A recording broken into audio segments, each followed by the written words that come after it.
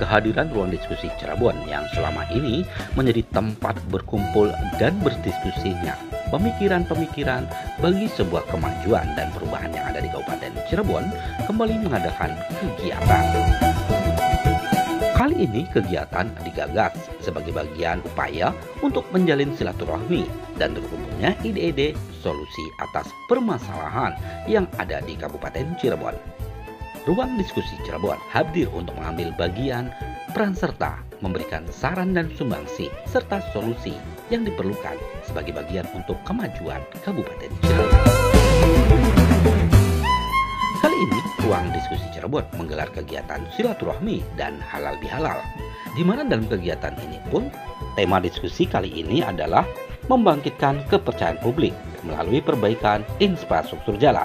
Hadir dalam kegiatan ini perwakilan Dinas Bina Marga, Tommy Hermawan, Sekretaris Bappelit Bangda Kabupaten Cirebon, Komisi Informasi Daerah, Ketua FKKC, para kuwu, LSM, Ormas, tokoh pemuda dari Karang Sambung, insan media, dan tentunya para pegiat sosial media yang ada di Kabupaten Cirebon.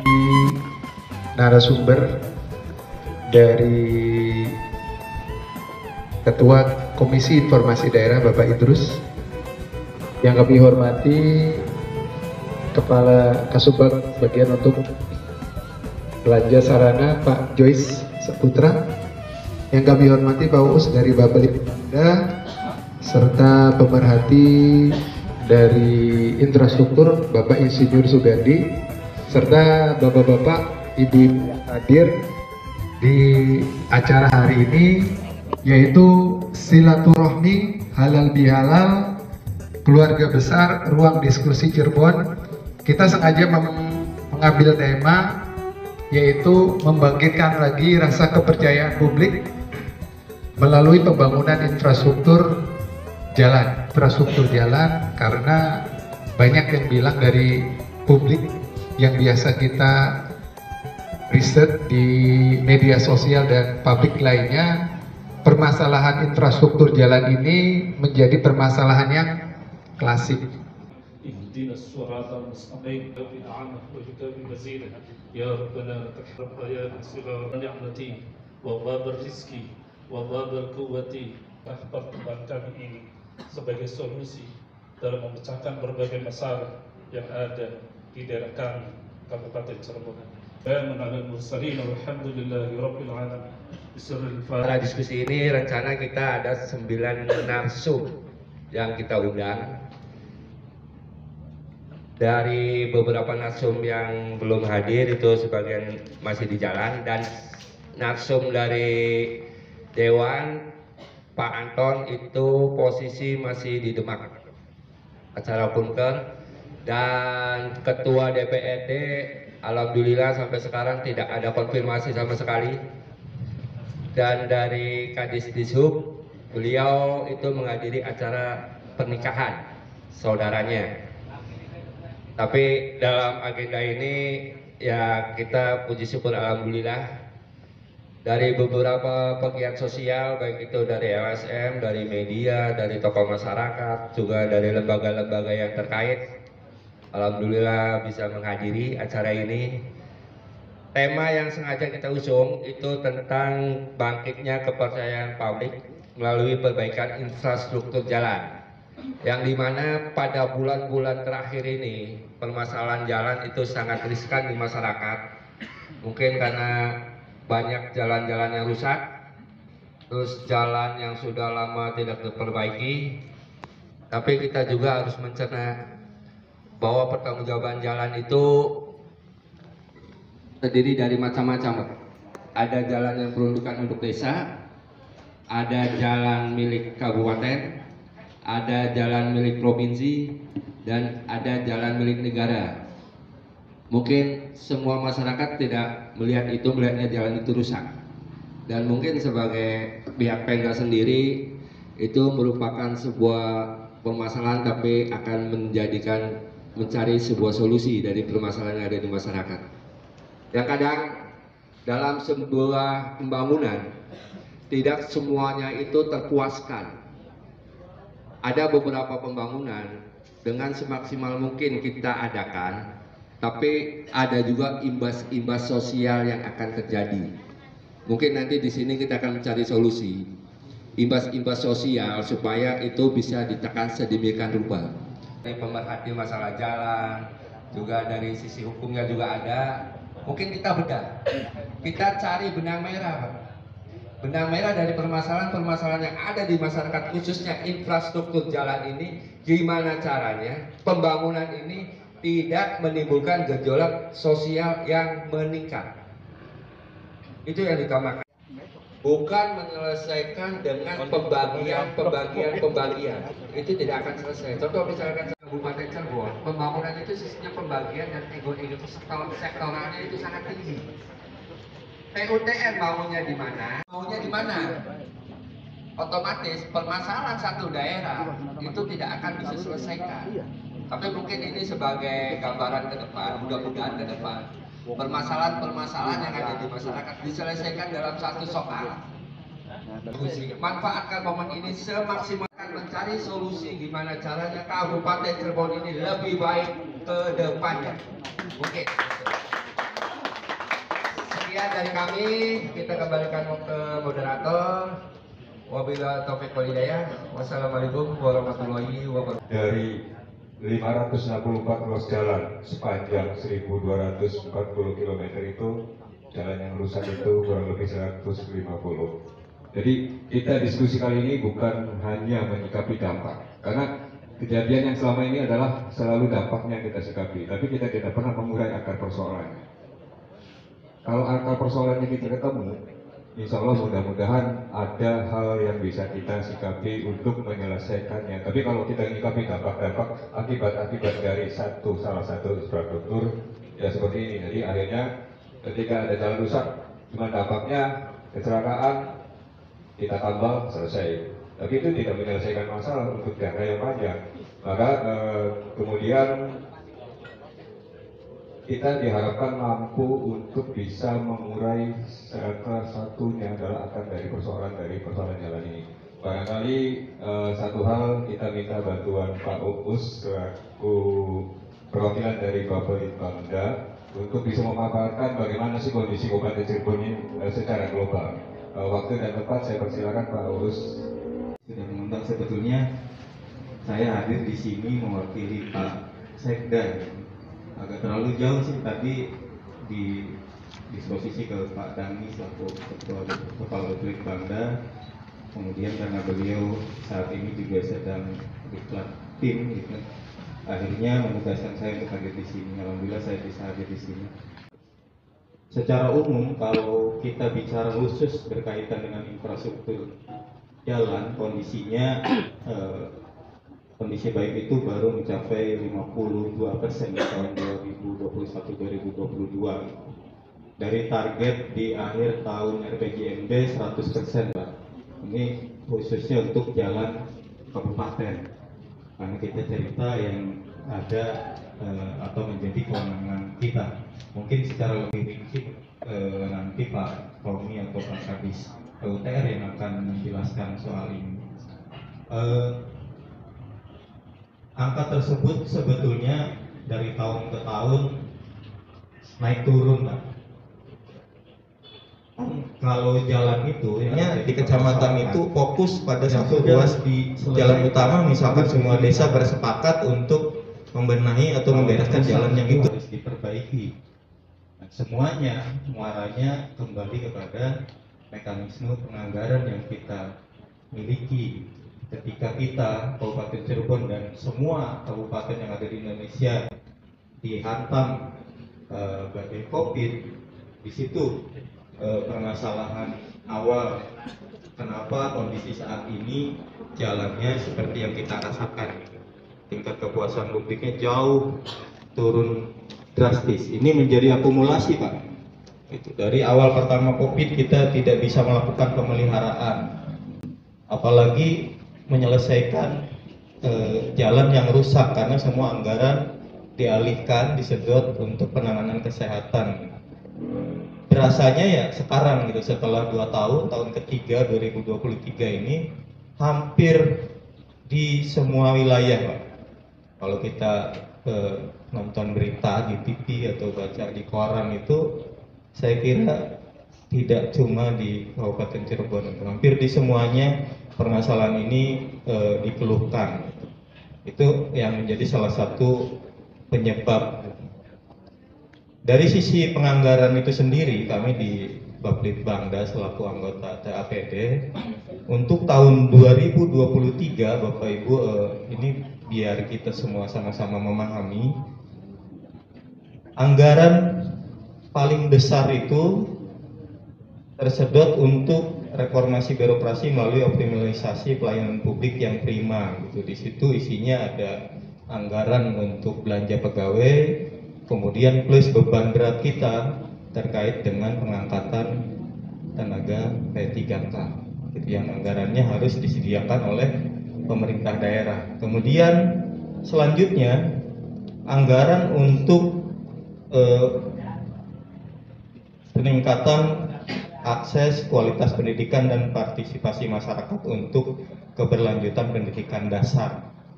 Ini karena undang-undangnya sudah jelas menyatakan gitu angkanya minimal 20%, di kita itu sampai 32,47%. Berapa anggaran untuk infrastruktur? Gitu. Infrastruktur di kita ini bukan hanya menyangkut jalan, Bapak Ibu. Di situ juga ada layanan dasar, kelancaran kegiatan ekonomi daerah, perbatasan dan lain-lain. Untuk penanganan bencana angkanya hanya 6,34% atau sekitar 226 miliar saja. Dari angka tersebut, yang khusus fokus untuk peningkatan dan perbaikan jalan itu hanya sekitar 102 miliar.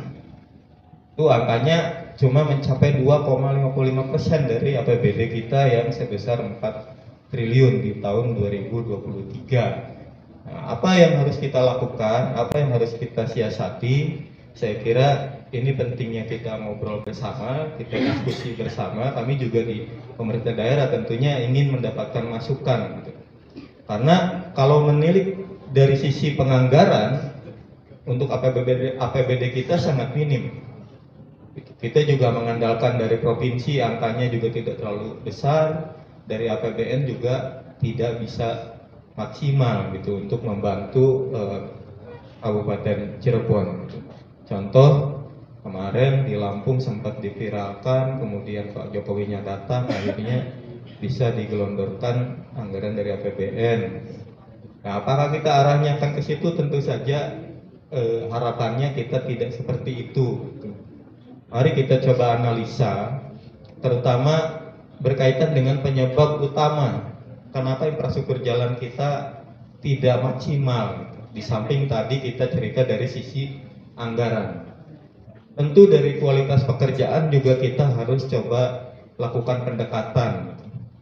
Karena kita juga sama-sama tahu kita harus evaluasi. Mungkin nanti dinas teknis dari PUTR juga bisa menyampaikan kenapa sih jalan di kita cepat rusak gitu. Teknologinya atau pola pengerjaannya atau apa di situ. Tadi disampaikan Pak Ketua, kenapa kita tidak bisa keroyokan untuk menangani permasalahan infrastruktur pada ruas yang sama dan menyeluruh gitu. Agak sulit juga Bapak Ibu. Kami sudah coba dari sisi perencanaan, terutama kita coba di sisi musrenbang saja, misalkan sederhana di kecamatan. Pihak-pihak kecamatan maupun desa, Pak Uu, mohon maaf, lebih cenderung anggaran itu dibagi rata di masing-masing desa. Itu sudah coba arahkan, kenapa tidak ruas jalannya di kecamatan itu fokus pada satu ruas jalan utama, misalkan semua desa bersepakat untuk membenahi atau membereskan jalan yang itu, plus drainasenya, penerangan jalan umumnya dan yang lainnya. Tapi kenyataannya Pak Kuwu, Pak Camat lebih senang anggarannya dibagi ke masing-masing desa dengan perbaikan yang cenderung tidak menyeluruh gitu, sedikit-sedikit di masing-masing desa gitu. Itu salah satu contoh. Kemudian anggaran dari pokok-pokok pikiran dewan misalkan yang terhormat gitu. Hampir sama polanya seperti itu. Karena mereka juga mungkin berbasis audiens misalkan. saya lebih cenderung beresin jalan di dapil saya misalnya. Padahal ada yang urgent, ada ruas-ruas tertentu yang harus ditangani secara urgent, menyeluruh, dan itu perlu peran dari semuanya. Gitu. Perencanaan yang dilakukan oleh pemerintah daerah, dalam hal ini analisa yang dilakukan oleh Dinas PUTR, tentunya mereka sudah menyampaikan daftar urutnya. Tentunya tema infrastruktur ini menjadi tema yang sangat strategis. Dan kita semua sebetulnya harus memahami, ketika infrastrukturnya baik, maka dia akan berpengaruh terhadap sektor-sektor lain. Mudah-mudahan insya Allah bisa ber-SPK kalau nggak salah di hari ini. Itu ruas jalan yang sudah kita lelang diantaranya yaitu satu, peningkatan jembatan pada pemeliharaan periodik jalan Cipernawaru Asem, ruas jalan ini. Terus yang kedua, peningkatan jembatan pada ruas jalan Cangkuang Jemaras. 3, rehabilitasi jembatan pada ruas jalan Sidowangi Matangaji. 4, peningkatan jalan Tegalsari Lematamba. Ini jalan Tegalsari Lematamba ini cangkring, tapi di sini ada 2 paket. Mungkin ini yang di ujung, mungkin yang di baku. 5, peningkatan jalan Halim Puang Kelang.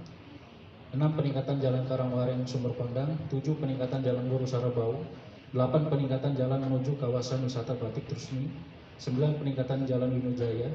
10, peningkatan jalan Sindang Laut Pabuaran. 11, peningkatan jalan Jati Seen Pabuaran.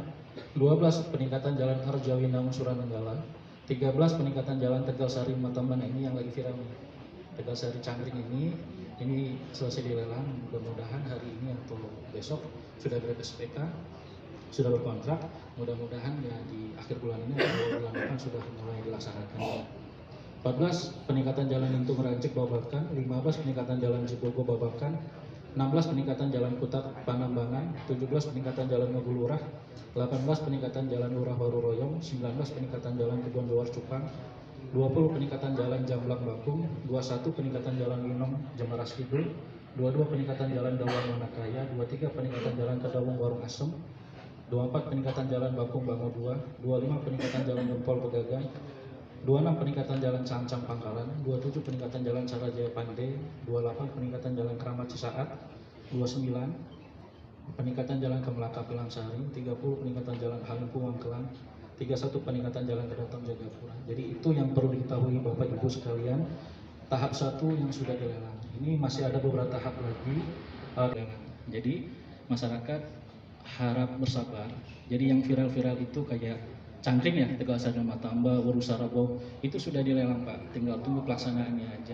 Tadi seperti disampaikan oleh rekan kita, permasalahan jalan ini emang kompleks sekali, emang dari segi anggaran ya, dari segi ya dan lain sebagainya, karena emang nanti Dinas Teknis mungkin nanti kalau Pak Tommy sudah datang bisa menjelaskan lebih detailnya. Penyelesaian sengketa informasi perlu diketahui ada yang disebut dengan badan publik.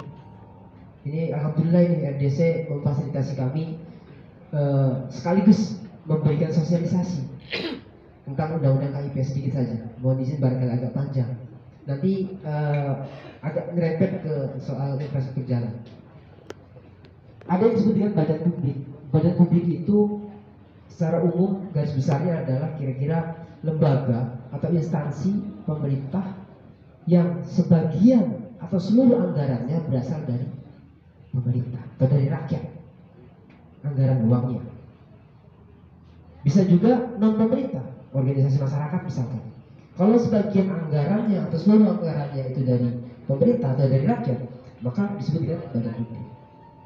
Maka kemudian badan publik dalam bentuk apapun, baik lembaga atau apapun, wajib memberikan informasi kepada masyarakat.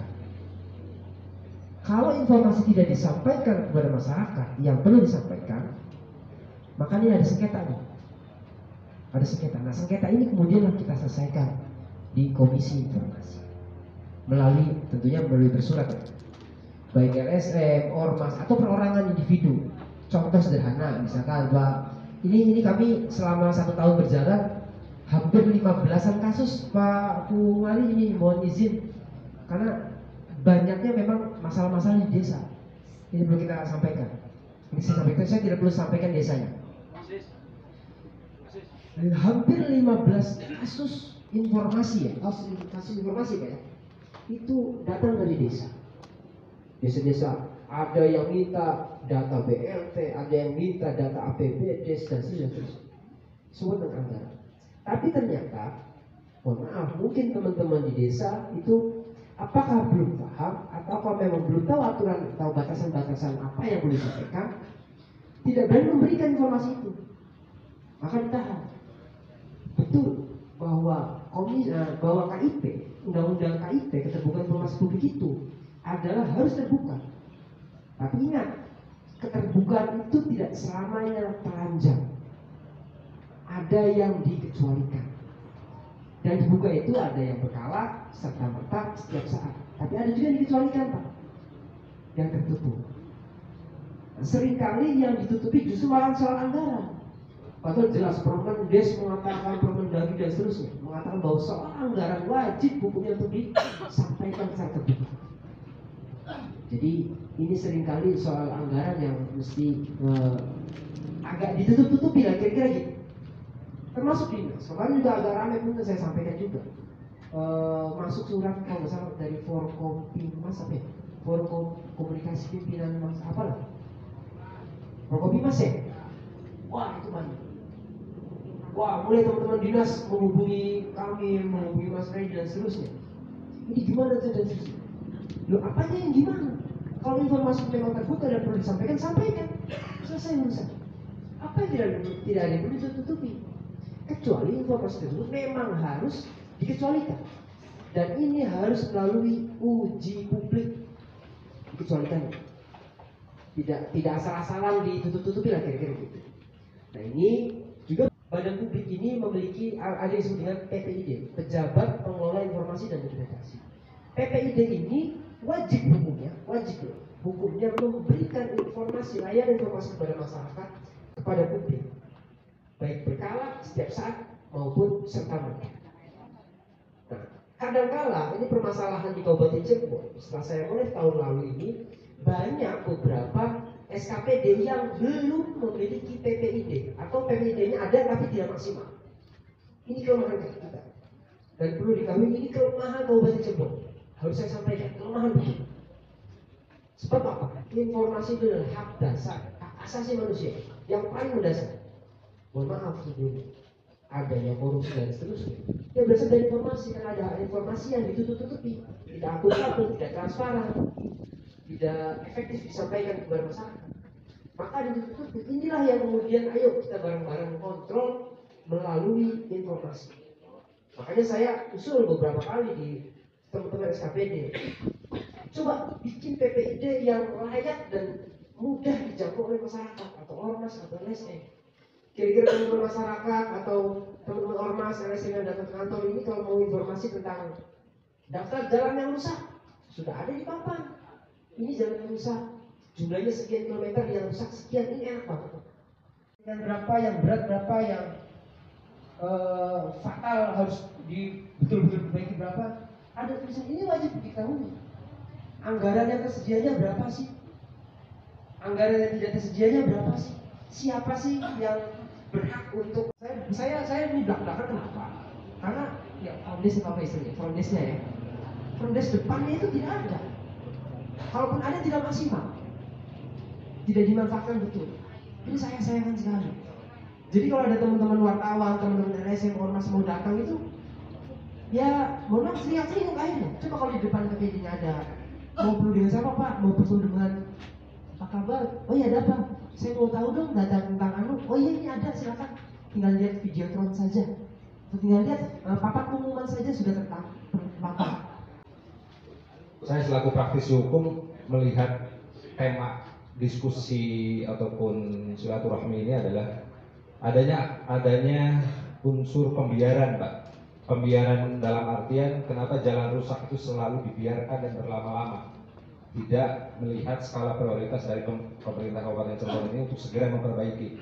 Bahkan kita lihat juga tadi dari paparan Mas Jois itu terkesan kenapa harus dilakukan bulan Mei, kenapa tidak di awal-awal. Itu artinya pemerintah Kabupaten Cirebon itu tidak menunjukkan prioritas untuk membangun infrastruktur daerah Kabupaten Cirebon. Kalau kita lihat dari paparan kemarin ada teman-teman adik-adik mahasiswa yang berdemonstrasi di kantor bupati, kemudian beberapa kali ada saya baca-baca artikel di berita media cetak dan di Metro TV juga muncul, itu jawabannya selalu klasik.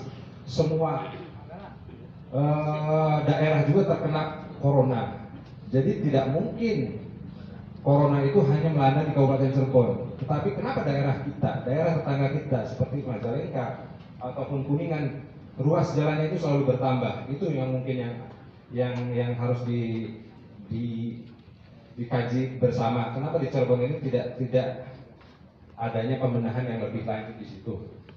Kemudian dari sisi program visi misi Pak Bupati juga kita harus lihat juga karena sebelum dari RPJMD itu, kalau yang saya tahu itu adalah dari program visi misi beliau kemudian dikaji menjadi program kajian RPJMD, kemudian dibahas di DPRD, kemudian menjadi KUA PPAS dan menjadi sistem anggaran yang ada di satker di lingkungan Pemda Kabupaten Cirebon itu. Dan di sini kalau kita kaji lagi berapa capaian, mumpung ada Pak Uus nih selaku utusan dari Kabit Bangda ini, capaian dari program visi misi dari Pak Bupati itu di wilayah Kabupaten Cirebon, karena menjelang akhir tahun ini seperti apa Pak?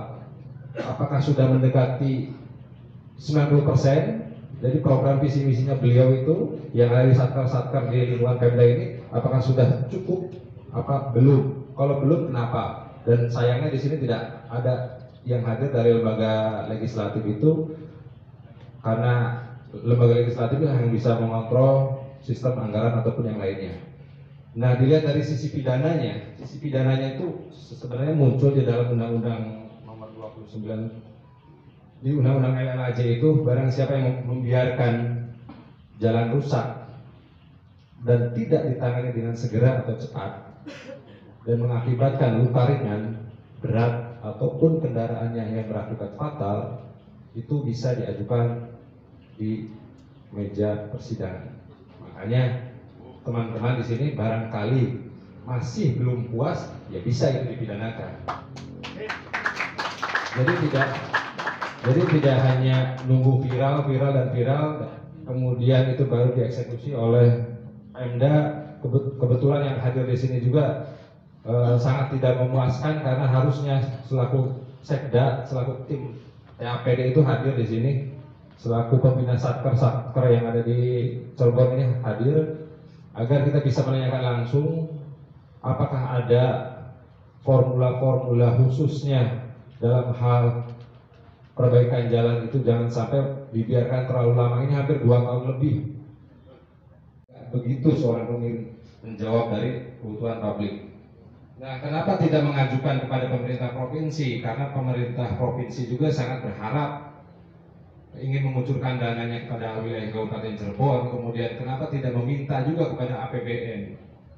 Apakah ada polarisasi di sini? Kenapa sih tidak melakukan pendekatan-pendekatan kepada Pemprovnya ataupun kepada kementeriannya, padahal di sana sangat banyak anggaran untuk bisa diturunkan kepada wilayah Kabupaten Cirebon. Artinya ini berarti Kabupaten Cirebon itu tidak ada inisiatif untuk membangun kabupatennya, karena selalu berbicara stuck di wilayah itu. Alasan yang klasik buat kami ya. Makanya mungkin di sini saya tidak akan berlama-lama. Pemerhatinya adalah bapak-bapak semuanya, karena bapak-bapak juga pengguna jalan dan tahu jalan itu seperti apa itu bapak-bapak. Dan kita bersyukur bahwa masyarakat Cirebon ini ada di satu wilayah yang indah, yang memiliki daerah perbukitan dan memiliki daerah pantai dan laut. Ada satu pepatah cerminan dari satu kemajuan komunitas atau masyarakat. Manakala jalan itu cantik, baik, berarti masyarakatnya sudah maju. Manakala jalan itu jelek atau rusak, ini masih ada di belakang. Bapak-bapak yang saya hormati, saya mengklasifikasikan bahwa Kabupaten Cirebon ini ada sebagian di daerah wilayah perbukitan dan sebagian besar lagi di wilayah datar. Di wilayah perbukitan, jalan-jalan yang mendaki dan ini mempunyai bentuk geometrik yang bagus, artinya layak untuk kita pakai. Demikian juga di daerah datar, geometriknya sudah bagus. Hanya ada beberapa hal ruas yang bapak-bapak rasakan, makanya saya juga melihat dengan tema ini agak agak dengan ininya membangkitkan kepercayaan. Saya yakin masyarakat Cirebon akan percaya untuk akan segera diperbaiki jalan-jalan yang rusak. Itu. Nah, untuk itu, yang sebagian masih dan sebagian yang paling banyak adalah menggunakan perkerasan fleksibel. Nah, fleksibel ini sebenarnya kita pengguna jalan lebih nyaman, lebih empuk gitu yang ini. Nah, yang kami lihat juga dari perkerasan fleksibel ini, kalau dulu masih banyak menggunakan hot mix atau apa, hanya saja ada beberapa yang misalnya dari ruas-ruas jalan ini yang air, Pak, air, sehingga Bapak perhatikan saja di mana ada drainase yang kurang bagus, disitulah cepat rusak. Makanya untuk secara ini kelengkapan jalannya itu yaitu drainase harus selalu hadir yang mempercepat proses kerusakan. Itu, pada saat ini juga dalam proses konstruksi jalan sangat dipengaruhi oleh peralatan yang digunakan dan material yang dipakai oleh Pak Dinas Bina Marga. Sudah ada spesifikasinya yang disampaikan dalam jalan. Alhamdulillah, terima kasih. Baru saja tadi pagi Kami dari RDC itu lingkup ruang diskusi Cirebon. Tujuan awal terbentuknya RDC adalah memfasilitasi permasalahan-permasalahan yang ada di masyarakat dengan birokrasi dan juga memfasilitasi birokrasi tentang program-program yang ada di birokrasi kepada masyarakat. Dan kita juga mengacu kepada permasalahan-permasalahan yang krusial. Contoh sekarang ini sesuai dengan tema yang kami usung tentang masalah infrastruktur, dan masalah infrastruktur ini merupakan sebuah problem masalah di semua daerah, tapi kita fokus di Kabupaten Cirebon. Dan Kabupaten Cirebon sendiri ini permasalahan-permasalahan tentang jalan itu sangat signifikan dan terjadi di masyarakat. Banyak jalan rusak, juga banyak jalan yang tidak dipelihara, dan banyak jalan yang sudah beberapa tahun tidak diperbaiki. Dan mungkin dengan adanya acara diskusi ini, kita akan mencari solusi keluhan masyarakat tentang permasalahan jalan itu. Kita sambungkan dengan diadakannya acara diskusi, ditemukanlah dengan pihak-pihak yang terkait, dinas-dinas terkait, apa sih permasalahannya. Masyarakat menginginkan seperti ini, dari kedinasannya pun seperti apa, apakah mengacu ke anggaran atau mengacu ke hal-hal yang lain. Makanya dalam acara ini kita mencari solusi bersama, bagaimanapun juga gimana caranya Kabupaten Cirebon ini lebih baik ke depannya daripada sekarang. Mungkin itu yang diinginkan oleh semua masyarakat Kabupaten Cirebon. Ya, selanjutnya adalah materi yang akan disampaikan langsung oleh yang terhormat Bapak Tommy Hendrawan ST. Beliau adalah Kabid Bina Marga PU. Hormat rekan-rekan RDC, kita berikan aplaus Pak. RDC Pak, luar biasa pada sore hari ini mengagendakan tentang kondisi jalan atau infrastruktur yang ada di Kabupaten Cirebon. Terima kasih rekan-rekan RDC. Dan terima kasih juga atas kesempatannya kami memberikan sedikit bahan untuk bapak-bapak dan ibu-ibu sekalian yang hadir di sini. Sekali lagi permohonan maaf, tadi sudah disinggung juga oleh Pak Firdaus. Terima kasih Pak Firdaus masukan-masukannya. Keterlambatan kami ini, kami tadi menerima dulu audiens dari rekan-rekan Ikatan Mahasiswa Cirebon Indonesia. Sama, itu pun mempertanyakan kaitan dengan masalah infrastruktur jalan. Tapi alhamdulillah barusan rekan-rekan mahasiswa kita juga sudah kita berikan penjelasan sedetail mungkin. Minimalnya kita di dalam pelaksanaan kita kawal semuanya Pak, seperti itu. Alhamdulillah, terima kasih Pak. Mohon maaf Mas Arif ya. Izinkan Bapak-Bapak dan Ibu-Ibu sekalian yang kami hormati, sebagai bahan informasi kepada Bapak-Bapak sekalian atau Ibu-Ibu sekalian yang hadir di sini, sebelumnya kami informasikan terlebih dahulu Pak, terkait dengan kewenangan-kewenangan infrastruktur yang ada di Kabupaten Cirebon. Yang pertama, di Kabupaten Cirebon ini ada beberapa ruas jalan, itu adalah kewenangannya Kementerian PUPR, yang bisa dikenal kita sebut jalan nasional. Kemudian yang kedua, ada juga jalan kewenangannya pemerintah Provinsi Jawa Barat, yang mungkin Bapak pernah lihat juga dan pernah Bapak melalui juga. Ruas jalan Pangeran Cakrabuana itu adalah ruas jalan provinsi Pak, seperti itu. Ada beberapa ruas jalan yang ada di wilayah Kabupaten Cirebon, kalau tidak salah ada 10 ruas jalan provinsi yang melintas di Kabupaten Cirebon, seperti itu. Kemudian yang ketiga, ada juga ruas jalan kabupaten Pak. Ruas jalan kabupaten sesuai dengan SK Bupati nomor 620/126/PUPR/2020 tentang ruas-ruas jalan Kabupaten Cirebon. Kabupaten Cirebon memiliki panjang luas kurang lebih 1.240,3 km Pak. Itu panjang ruasnya. Jumlah ruasnya ada 564 ruas. Ini pun sebelum tahun 2016 jumlah ruas kita itu hanya 260 Pak. Kenapa bisa bertambah menjadi 564 ruas berikut panjangnya? Karena kemarin ada pembentukan SOTK yang baru, struktur organisasi dan tata kerja yang baru. Jalan desa berubah menjadi jalan kabupaten Pak. Jadi kelihatannya dengan 1.240,3 km dengan jumlah luas 564 ruas, PR kita semakin bertambah Bapak-Bapak sekalian. Ada yang dalam kondisi baik, kondisi sedang, kondisi rusak ringan, dan kondisi rusak berat seperti itu. Hasil survei tahun anggaran 2022 kemarin, di bulan Desember kita sudah melakukan survei, mohon maaf Bapak-Bapak sekalian. Kondisi baik kita itu kurang lebih 690,97 km.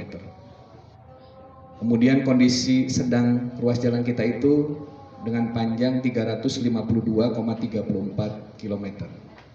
Penjumlahan antara kondisi baik dan kondisi sedang itu adalah kondisi mantap. Kondisi mantap kita itu ada 1043,31 km. Memang, maaf Bapak-Bapak sekalian, tidak semua ruas-ruas jalan yang ada di wilayah Kabupaten Cirebon kondisinya rusak berat, tidak Pak, seperti itu. Ini berdasarkan data yang kami lakukan, yang kami survei sesuai dengan kondisi jalan per akhir Desember 2022, seperti itu. Kemudian yang rusak ringan untuk tahun anggaran kemarin itu kurang lebih 96,14 km seperti itu. Nah ini yang ditunggu-tunggu oleh masyarakat baik rusak ringan maupun rusak berat. Ini kapan penanganannya Pak seperti itu. Ini kondisi rusak berat yang ada di wilayah Kabupaten Cirebon 100,86 km Pak seperti itu. Kalau dipresentasikan dengan panjang itu kurang lebih 8,13%. Jadi Bapak-Bapak sekalian perlu diketahui juga supaya kami menyampaikan ini berdasarkan data yang ada. Jadi memang dari 100,86 km inilah dan 96,14 km inilah yang dijadikan bahan Pak. Kenapa? Kami tetap Pak, izin kami di Kebinamargaan tetap semangat Pak. Untuk apa? Untuk memperbaiki sedikit demi sedikit infrastruktur yang ada di Kabupaten Cirebon. Jalan. tahun anggaran 2023 sekarang, kita sudah melaksanakan kegiatan pemeliharaan rutin sebanyak 48 ruas. Sisanya masih banyak, Pak. Sedangkan ruas jalan kita itu 564 ruas. Kurang lebih 510 ruas lagi yang belum kita pelihara secara rutin jalan seperti itu. Kemarin kita sudah melakukan proses pemeliharaan rutin di 48 ruas dengan panjang